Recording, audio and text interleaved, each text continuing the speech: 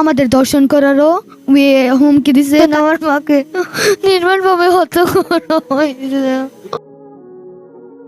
বাবার কাছে মেয়ে ধর্ষণ, এমন ঘটনা এখন যেন মোটেই বিরল নয়। কিন্তু তার প্রতিবাদ করায় নির্যাতিত মেয়ের মাকে প্রাণ দেওয়ার ঘটনাটি একেবারেই অপ্রত্যাশিত।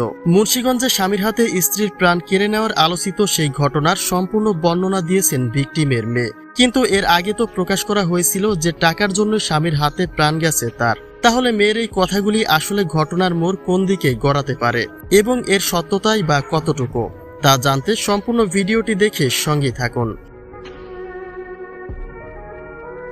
প্রাণ দেওয়া সেই ব্যক্তির মামা বলেন, এর আগেও আরেকটি সংসারে আবদ্ধ ছিল তার ভাগ্নি, কিন্তু সেই সংসারটি চিরস্থায়ী হয়নি তার, যে কারণে কাবিননামায় লেখানো 3 লক্ষ টাকাও পেয়েছিলেন তিনি। আর সেই টাকার উপরে নজর পড়েছিল ঘাতক স্বামীর।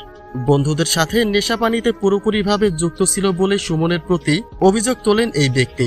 তার দাবি, নেশা করার জন্যই মৃত্যুর সেই 3 লক্ষ টাকা চায় সুমন, কিন্তু ছেলেমেয়ের ভবিষ্যতের দিকে তাকিয়ে সেই টাকা স্বামীর হাতে দেয়নি স্ত্রী মিতু আক্তার।